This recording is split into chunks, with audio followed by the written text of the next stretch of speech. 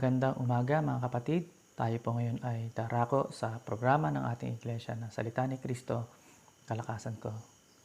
At sa umaga pong ito, ang ating paksa ay may pamagat na Iniibig mo ba ako? At ang ating susing talata ay matagpuan sa aklat ng Juan, Kabanata 21, talata 15 hanggang 17.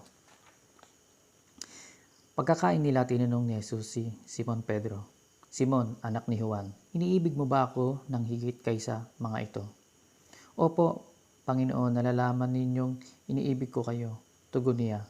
Sinabi sa kanya ni Jesus, "Pakanin mo ang aking mga batang tupa." Muli siyang tinanong ni Jesus, "Simon, anak ni Juan, iniibig mo ba ako?" Sumagot si Pedro, "Opo, Panginoon, nalalaman ninyong iniibig ko kayo." Ani Jesus, "Pangalagaan mo ang aking mga tupa." Pangatlong ulit na tinanong siya ni Jesus, "Simon, anak ni Juan, iniibig mo ba ako?" Nalungkot si Pedro sapagkat makatlo siyang tinanong, "Iniibig mo ba ako?" At sumagot siya, "Panginoon, nalalaman po ninyo ang lahat ng bagay. Nalalaman ninyong iniibig ko kayo." Sinabi sa kanya ni Jesus, "Pakanin mo ang aking mga tupa." Ang talatang ating binasa ay ang panahon ang Panginoong Hesus ay nabuhay muli mula sa kamatayan at nagpakita muli sa 7 alagad. At ang naging senaryo o nangyari dito ay tinanong at tinagubilinan ng Panginoong Hesus ang alagad na si Pedro. Ang isa sa magandang layunin ng talatang ito ay ang pagkalinga sa mga mananampalatayang Kristiyano. Ngayong buwan ng Oktubre ay ating sineselebrate ang Workers' Appreciation. O sa kalaganapan ng UNIDA, tinatawag po itong Workers' Appreciation Month ngayong buwan ng Oktubre. Kaya ang mensahe po natin sa umagang to ay nakaugnay po dito. May 3 mahalagang bagay na mahalaga nating may pakita para sa ating mga manggagawa. Mga kapatid, para sa unang bagay na mahalaga nating may pakita bilang suporta sa ating manggagawa ay magbigay tayo ng isang bagay na makakapagpasaya o makakatulong sa kanila. Gaya ng sinabi ng Panginoong Hesus kay Pedro na pakanin mo aking mga tupa. Mga kapatid, inuugnay po natin ngayon ang mensaheng to sa mga manggagawa natin dahil nga po sineselebrate natin ang Workers' Appreciation Month. Kaya po natin ito ginagawa. Ang kanilang paglilingkod sa Diyos at sa ating iglesia ay hindi kayang sukatin ng tao. Hindi rin ito kayang tumbasan ng material na bagay. At hindi rin ito nila ginagawa para sila ay matanyag dito po sa lupa. Ginagawa nila ito para sa kapakanan ng ating iglesia, ng mga mananampalataya, para sa kapurihan ng Diyos. Ulitin ko po, ang kanilang paglilingkod sa Diyos at sa ating iglesia ay hindi kayang sukatin ng tao. Hindi rin ito kayang tumbasan ng material na bagay. Hindi rin ito ginagawa para sila ay matanyag dito sa lupa. Ginagawa nila ito para sa kapakanan ng ating iglesia, ng mga mananampalataya, para sa kapurihan ng Diyos. Mga kapatid,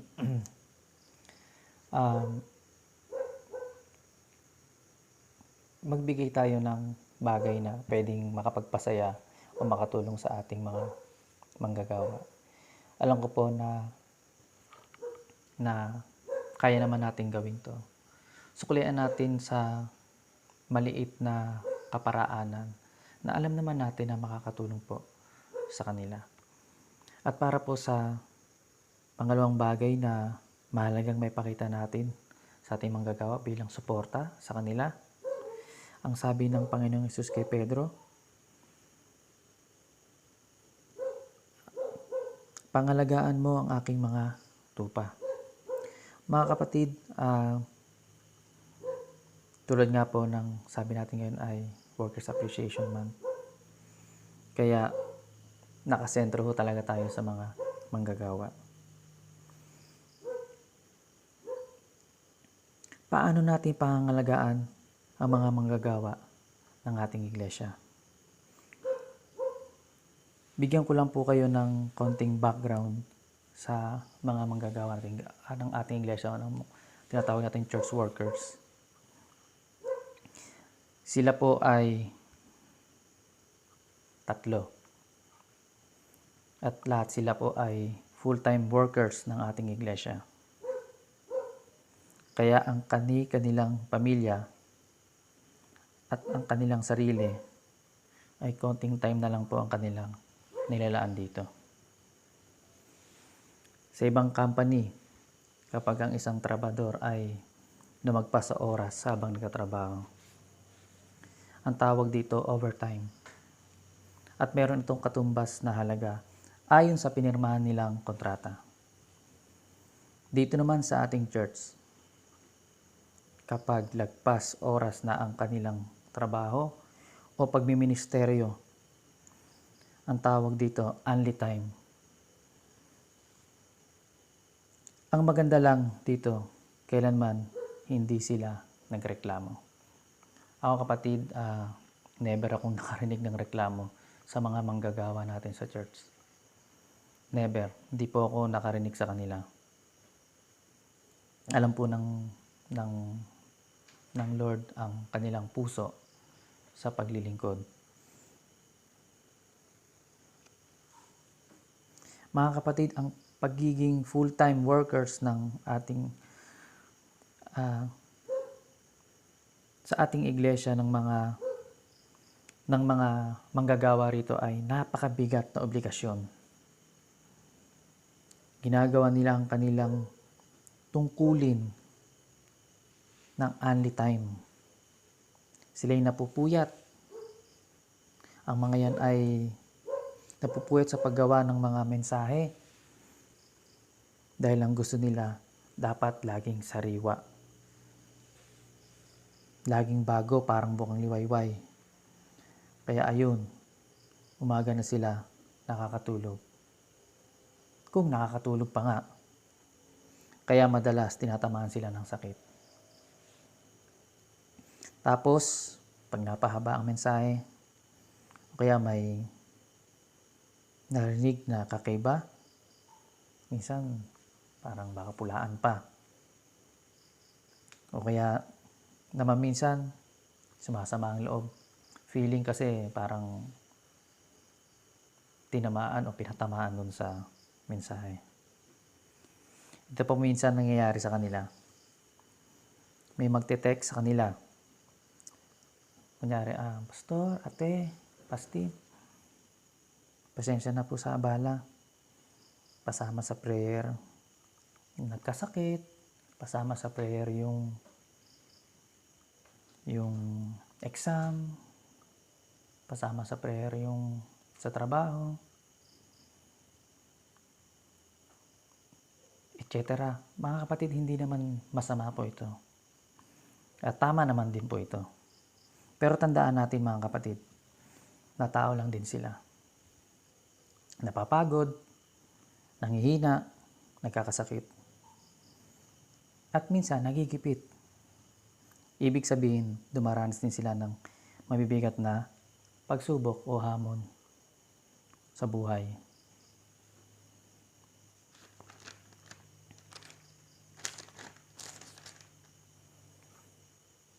Tulad po ngayon mga kapatid, to be honest po, mag-alas 3 na ng madaling araw. Tiyak puyat na naman ang pastin sa kanta nito. Ilan lamang ito na nakikita natin. Pero ang iba, hindi talaga nila nakikita ito. Ngayon, sinabi ko kaya, alam na nila. Kaya, Pastim, sorry. Kaya ang pangalawang bagay na mahalagang maipakita natin sa mga manggagawa ng ating iglesia ay pangalagaan. Pangalagaan natin sila, lalo tigit sa panahon na sila ay dumaranas ng mabibigat na pagsubok o hamon sa kanilang buhay. Ulitin ko po, ang pangalawang bagay na mahalaga natin makita kung paano natin sila susuportahan ay tulungan natin sila, lalo tigit sa panahon na sila ay nangangailangan o sa panahon na sila ay naghahanap ng katuwang para mapagtagumpayan yung nararanasan nilang hirap o pagsubok sa kanilang buhay. Ngayong panahon ng pandemya, marahil yung naranasan nating pagsubok, tiyak naranasan din nila. Pero hindi sila basta-basta magsasabi sa ating mga member dahil tiyak nahihiya ang mga yan. Kaya magandang maipanalangin natin sa ating Diyos kung papaano tayo makakapagbigay ng tulong na angkop sa pangangailangan ng ating mga manggagawa. Tiyak sa pamamagitan ng buhay mo, mapapurihan nila ang Diyos. Sa pangatlong bagay, mahalagang maipakita, sumunod ng may pagpapakumbaba. Para po sa pangatlong bagay na mahalaga natin maipakita sa ating mga gawa bilang suporta sa kanila, sumunod tayo ng may pagpapakumbaba. Sa 1 Kabanata 21, talatang 19, letter B. Pagkatapos ito, sinabi sa kanya ni Jesus, sumunod ka sa akin. Maganda pong sumunod tayo ng may pagpapakumbaba. Sa Aklat ng Tito, Kabanata 3, talatang 1. Ang sabi po, paalalahanan mo silang pasakop sa mga pinuno at mga may kapangyarihan. Sundin ang mga ito at maging handa sa paggawa ng mabuti. Mga kapatid, magpasakop tayo. Magpakumbaba tayo sa mga namumuno sa atin, lalo tigit sa mga lingkod ng Diyos na ginagamit sa ating iglesia. Bakit po? Napakahalaga na sumunod tayo sa mga lingkod ng Diyos na ginagamit sa ating iglesia dahil malaki ang epekto nito sa kanilang ministeryo. Ngayon din sa atin, wala po itong maidudulot na maganda o mabuti sa atin kung tayo'y susuway sa kanila. Ito po ay sinabi sa Aklat ng Hebreo, Kabanata 13, talata 17, na dapat sumunod tayo at magpasakop sa kanila.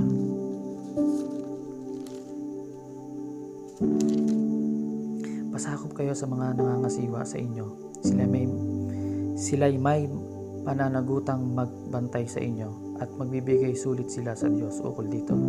Kung sila'y susundin ninyo, magagalak sila sa pagtupad ng kanilang tungkulin. Kung hindi, sila'y mahahapis at hindi ito makakabuti sa inyo. So walang maidudulot na maganda kung tayo ay susuway o magmamataas sa mga lingkod ng Diyos na ginagamit sa ating iglesia. Tandaan po natin ito, mga kapatid. Hindi porke malaki yung ibigay nating tithes and offering, pwede tayo magmataas. Hindi porke nakatulong tayo ng malaki sa ating church, pwede tayo magmataas. Hindi porke nagkaroon sa iyo o sa atin ang isang utang na loob, ang isang worker o isang manggagawa ng ating church ay pwede tayo magmataas sa kanila.